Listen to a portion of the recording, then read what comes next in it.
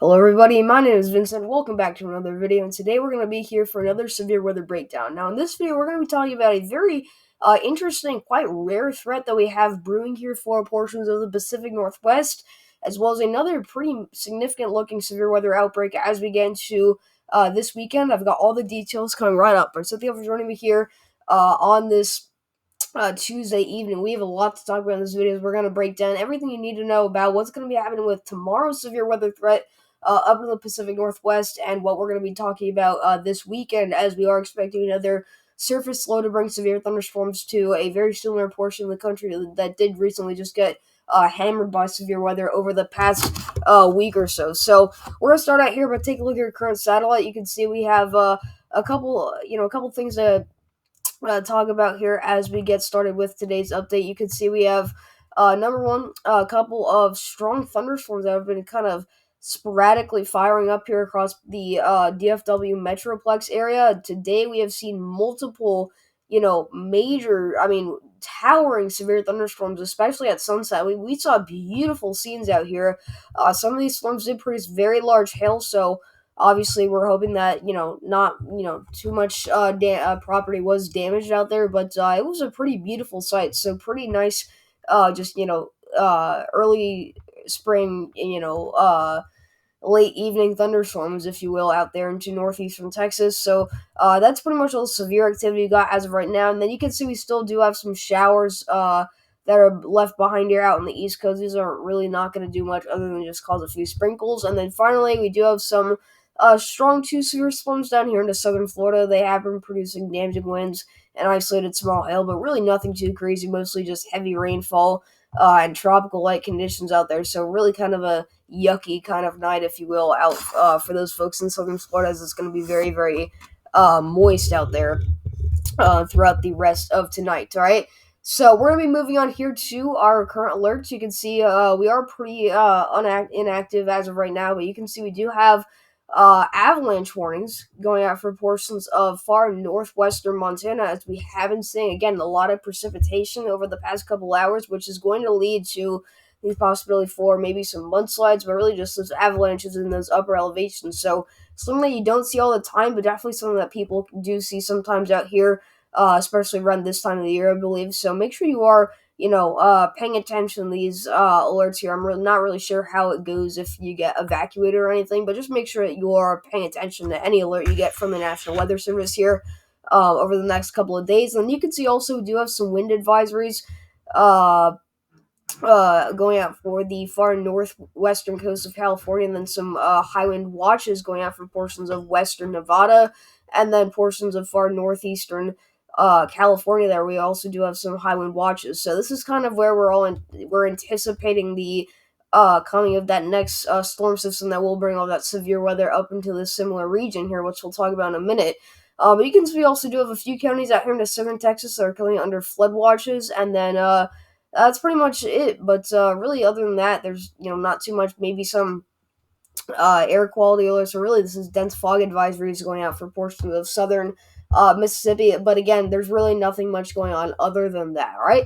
So we're going to be moving on here to the NAM3 model for a region that we really don't look at a whole lot too much, because usually this time of year we're talking about surface lows that kind of are associated with those troughs that do later on bring severe weather to central portions of the United States. But now we are talking about a very rare threat. We'll talk about why. This is a very interesting kind of threat here, and the setup for this is also very interesting as well. And there are not too many analogs for this event, meaning that we really can't trace this back to any similar events with this kind of setup here. So that's why this is kind of a rare setup. But if we take a look, you can see as we get into Wednesday, this is really Wednesday afternoon to Wednesday evening. You can see we do see some morning convection already pop up out here in the Seattle area, but this is not close to the peak timing of convection here.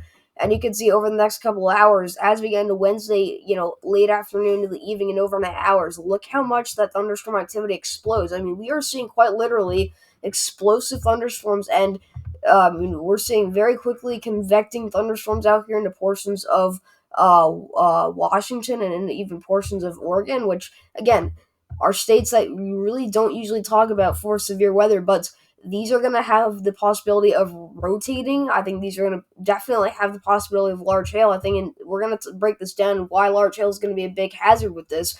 But you get eventually a pretty nasty and significant line of thunderstorms that are likely achieving severe limits here, producing very small. I mean, I wouldn't say very small, but small to relatively large hail. And again, we'll talk about those hail probabilities in a minute here. But this is as we're getting into, you know, tomorrow night into Thursday morning, like really early Thursday morning. I mean, you can even see we do see a little bit of an updraft helicity track here. So basically, what that's showing is that some of these storms are going to be able to produce rotating updrafts, and you're gonna have the chance of seeing some rotation within these storms here. So if we do get rotating supercells that produce large hail, I do think we will see a kind of a all hazards event here, because I do think a lot of these storms along this line will be producing 60 to 70 mile an hour winds. So throughout the late afternoon, early evening hours and into the overnight hours, you're going to get a line of strong thunderstorms that will likely be producing damaging winds, large hail, and I would not rule out a brief spin up tornado or two in this area over the next couple hours here. And then all the activity moves off to the east, and you're kind of left with the remnants of that low pressure system that just brings another round of showers and storms to the region. All right, so we move on here to the Storm Prediction Center. This is their current day 2 outlook for severe weather. You can see we have a slight risk for severe weather, including that same area here. So if you are highlighted in this yellow shade, you have a level 2 out of 5 slight risk for severe weather, extending all the way up from Seattle down all the way through portions of western Oregon here, including Vancouver, Olympia, and Tacoma here. I'm not sure what interstate this is, but there definitely are some population centers that will be affected by the severe weather, and honestly, I would not be surprised at all if they did push this a little bit farther to the east. I think that tomorrow they will fill in some of this area with at least an extension of that slight risk, and I would not rule out the possibility of an upgrade to an enhanced risk. Although I will say this would need to uptrend a lot for that to happen.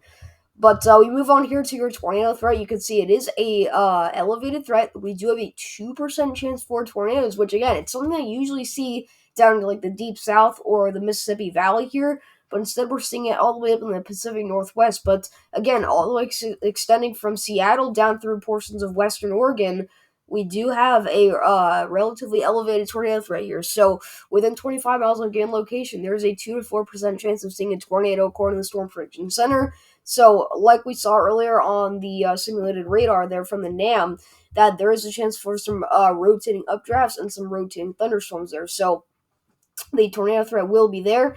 And you look at the damage wind threat, and across the board, it's just slightly elevated, nothing too crazy, but pretty much across the whole area, we have about a 5% chance of seeing damage wind. So again, I mean, mainly all hazards, but if I were to give you guys a kind of a main hazard for this event, it would definitely be hail. Okay, this is what's driving your slight risk. We have a 15% hatched hail threat, meaning that this is basically a high and slight risk.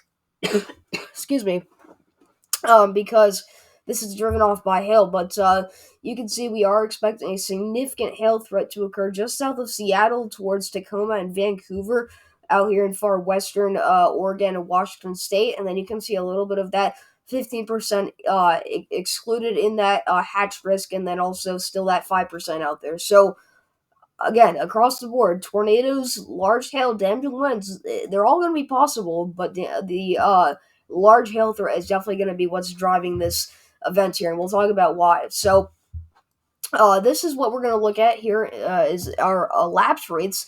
So basically, we're taking a look at the environment, just a couple, 10,000 feet in the air. We're looking at the 700 to 500 millibar mark here. So I believe this is in the troposphere.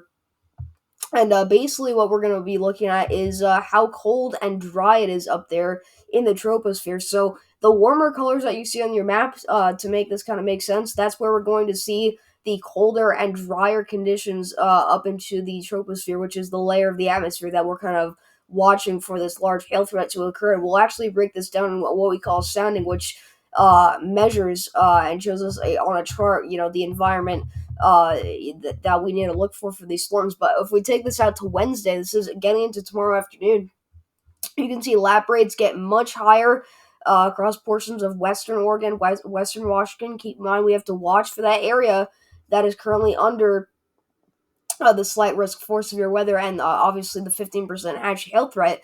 And when we look for steep lapse rates, this is when we see a big difference and big decrease in lapse rates. So you can see right here, for instance, across portions of Western Oregon here, you can see we go from about 7.2 degrees Celsius down to almost a 6 degrees Celsius lapse rate there. So you might not think that that's the biggest drop off, but just a temperature like a degree Celsius can be definitely a big factor in these severe weather events. And if we take a look as we go a little bit farther into the event, you can see that drop off does increase drastically for some areas. I mean, you're going from a 7.5 degrees Celsius lapse rates to now almost 5.5 degrees. So basically, you're seeing just very, very steep lapse rates. And so, being that there is a big difference and drop off in those temperatures there in the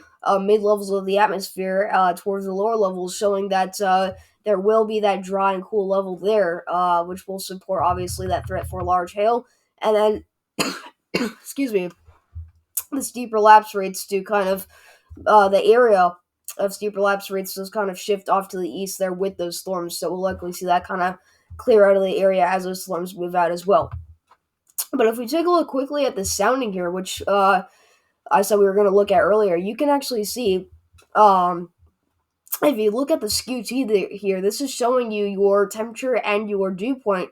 You can see that as we get right into the same area of the 500 or the 700 to 500 millibar mark, you can see there is a big decrease, excuse me, in those dew points there. So that means that basically what the sounding is reading is that it's picking up on the model saying that, hey, in this area we're going to see a little bit of a drier layer and colder layer just above the kind of low levels of the atmosphere here. And basically what happens is as that hailstone is falling towards the earth, as it kind of descends, it's going to cool, and that's how you get kind of those frozen balls of ice, and then it just falls right to the surface. So that's where this area of the atmosphere is going to come into play. So this is a big signal for large hail, and it does correlate back to us when we look at the significant hail analogs, where you can see we do have 3 matches here showing excuse me,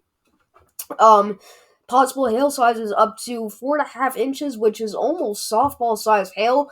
2.5 inches, so you're getting up to tennis ball, maybe even closer to baseball, and then obviously 1 inch size hail here. So elevated hail threat is definitely going to be there, as it does match up with our skew T and our significant hail analogs. And then also keep in mind your possible hazard type is a tornado, and there is a relatively elongated and curved hodograph here, which is what we look for when we're talking about tornadoes. So that shows us that these supercells will have the capability of producing both tornadoes and possible damaging large hail. So that's something that we need to continue to watch for over the next couple hours and just monitor the latest trends for that.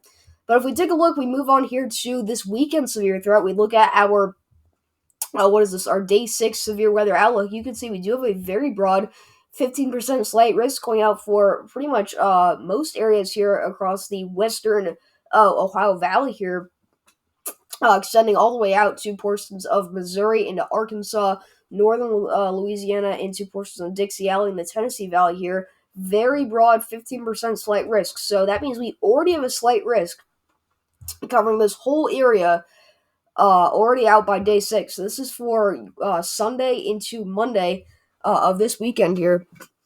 We are expecting this threat to continue to increase over the next couple of days. So we're going to really have to continue to kind of nail this forecast based off of what information we're going to be given from the models and obviously these future SPC outlooks. But this is something that we're going to be talking about for a couple of days, and we have seen a lot of instances like this where we'll get a very far out but broad risk for severe weather. And then, as we get closer to the event, it does eventually get upgraded. So this is going to be something that we're going to have to watch out for. And then if we go over to day 7, which is Monday into Tuesday of next week, we have another 15% slight risk extending from Southern Virginia down through portions of Georgia into southwestern Alabama here to northern Florida. This is another slight risk even farther out. This is just about a week out from today. So it kind of gives you guys the idea of how elevated and our kind of, confidence in a severe weather threat is for this upcoming week here. So if we move on here to the European model, we're going to be taking a look at your dew points here. So this is going to be basically be showing us how moist our warm sector is going to be and how kind of moist those conditions are.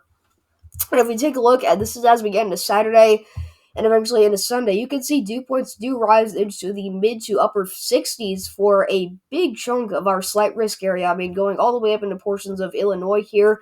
You can see our 50s are all the way up into the lower Midwest here. So as your low pressure center continues to track to the north, it will bring those higher dew points so far north to the point where we're seeing dew points in the 60s so close to the Great Lakes. So you have a very, very broad warm sector here of at least 60-degree dew points for most of this area, as you are seeing just an absolutely unlimited amount of Gulf moisture surging into this area out ahead of this low pressure system, which is going to be able to spark those thunderstorms. So this is how you're going to have the threat for explosive, strong thunderstorms, and that's why we do have a very broad area highlighted in that slight risk by the Storm Predictions Center, because this is going to be such a big area that we'll see these high dew points. And you can see as we get into Tuesday, those dew points will remain very high across the eastern seaboard here, across the Carolina coastline into Georgia and Alabama, with dew points remaining in the mid to upper 60s and maybe even the low 70s here at times. So very, very high dew points shown by the European here for really all the way out from Saturday to Tuesday here, as that major warm sector kind of, falls apart with that, excuse me, with kind of the storm system moving through. But this is definitely something that we're going to have to watch out for, as it's definitely looking like we're going to have a pretty serious amount of moisture to talk about over the next couple of days. And we can even look at, for the last part of the update, this is our surface-based CAPE. So this basically shows us how much instability and storm juice that we have near the surface here. And you can see as we get into Sunday, this is Sunday afternoon, CAPE levels do get very, very high out here at times. I mean, maybe as high as 3,500 joules per kilograms across portions of the deep south here. So obviously, this is not a forecast. This is going to fluctuate and this is going to change. But this shows that the signal is there for very, very high CAPE levels, therefore seeing very, very high instability there. And you can see that does remain relatively elevated here across the eastern seaboard as we get into Tuesday, with that secondary threat Monday into Tuesday there, with still 1,000 to 2,000 joules per kilograms remaining at the surface there. So that is going to be a dangerous warm sector to talk about, and I definitely do think the western extent of this severe weather or this slight risk is something that we need to watch over the next couple of days. But expect changes in the forecast. There's a lot we still need to know. There's a lot we still need to figure out, but we'll definitely be here for as long as possible, as much as possible. And you bet we'll be covering this on YouTube live whenever it does happen, so that we can make sure everyone is staying safe out there, right? So that's all I got for you guys. Thank you all for coming to watch. Make sure you, again, hit the subscribe button. Make sure you hit the like button. Make sure you have all notifications turned on so you don't miss out on another video or another live stream. So, again, thank you all for coming to watch, and I'll see you guys in the next video.